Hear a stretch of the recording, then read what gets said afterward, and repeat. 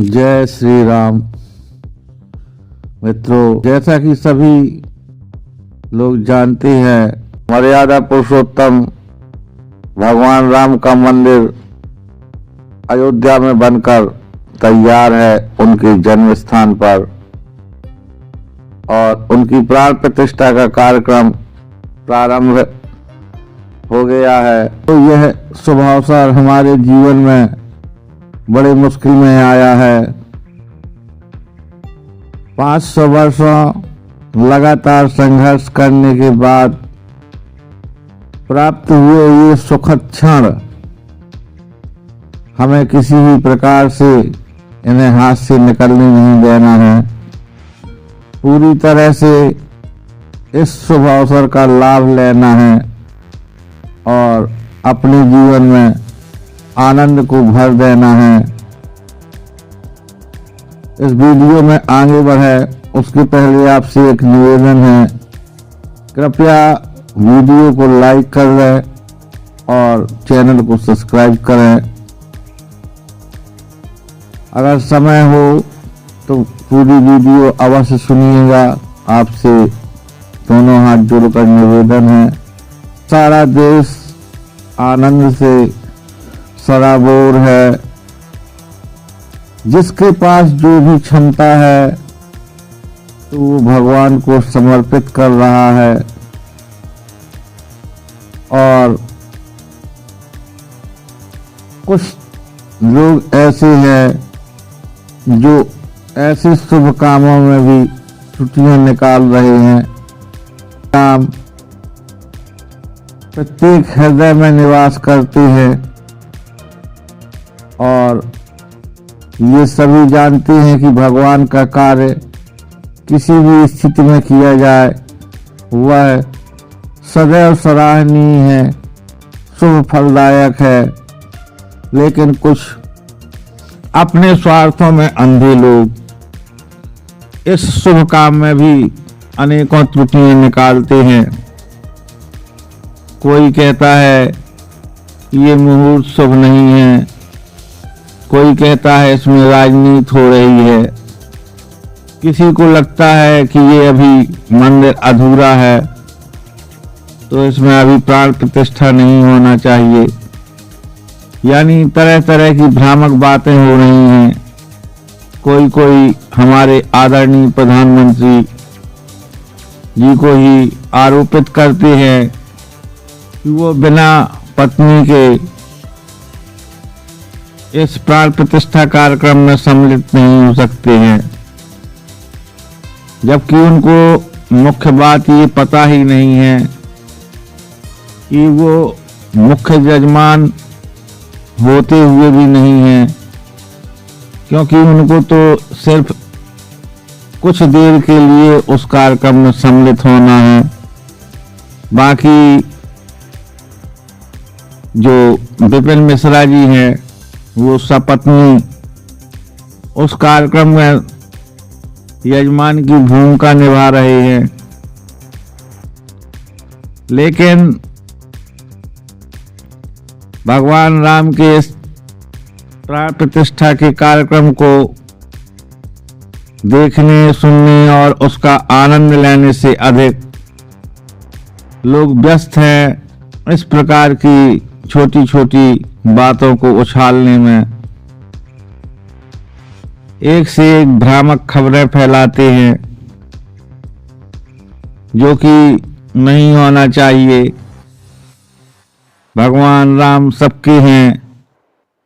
हम सभी को इस शुभ कार्य को अपनी पूरी सामर्थ्य के साथ संपादित करना चाहिए, जिससे विधर्मियों के लिए एक मिसाल कायम हो जाए कि भगवान राम के प्रति हमारी श्रद्धा, विश्वास वो लोग जान सकें, समझ सकें।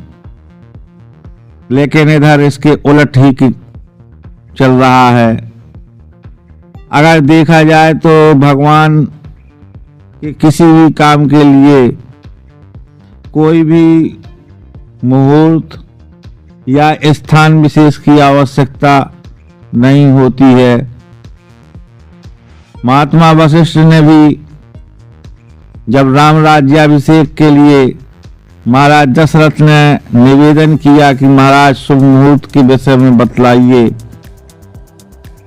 तब महाराज वशिष्ठ के द्वारा बताया गया सुदिन सुमंगल तबहि जब राम हों युवराज। आपके पुत्र श्री राम जिस दिन भी युवराज बने वही शुभ समय है। और उन्होंने सिर्फ शीघ्रता पूर्वक कार्य करने का आदेश दिया, क्योंकि वो जानते थे कि शुभ कार्यों में अनेकों विघ्न आते हैं। इसी प्रकार से ये भी एक शुभ कार्य वर्तमान में है, प्राण प्रतिष्ठा।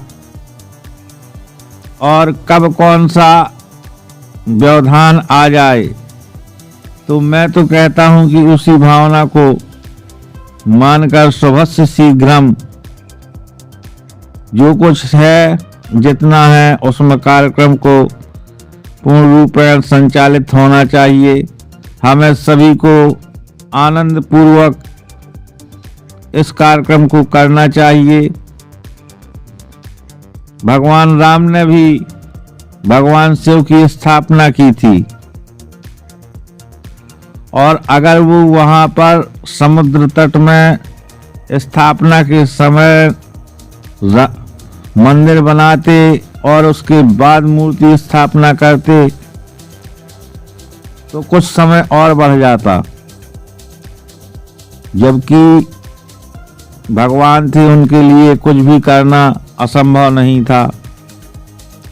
वो क्षण भर में मंदिर बना सकते हैं और वर्ष भर में भी, लेकिन उन्होंने एक अपने भक्तों के लिए उन्होंने एक उदाहरण प्रस्तुत किया कि हमारे आराध्य की हमें जिस समय आवश्यकता है तो हम किसी भी रूप में उनकी स्तुति, वंदन, पूजन कुछ भी कर सकते हैं। और वहाँ पर उन्होंने बाकायदा भगवान शंकर की प्राण प्रतिष्ठा की, लिंग था विधवत कर पूजा, शिव समान दाता नहीं दूजा। भगवान भोलेनाथ का उन्होंने आवाहन किया और महाकाल का आगमन हुआ। आशीर्वाद दिया गया प्रभु श्री राम को और उन्होंने लंका विजय की। इसी प्रकार से आज जो प्रभु श्री राम की स्थापना का कार्यक्रम हो रहा है, ये सबसे शुभ अवसर है। इसलिए सभी लोग अपना अपना गिलहरी योगदान दें और इसमें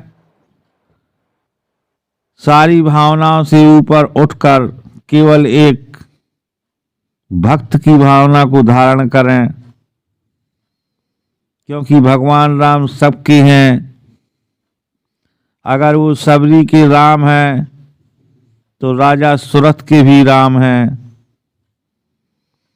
कभी मैं आपको समय होने पर राजा सुरथ की बहुत सुंदर कहानी है, उससे अवगत कराऊंगा। और अगर मेरी बात समझ में आई हो तो सभी लोग प्रेम से बोलिए जय श्री राम।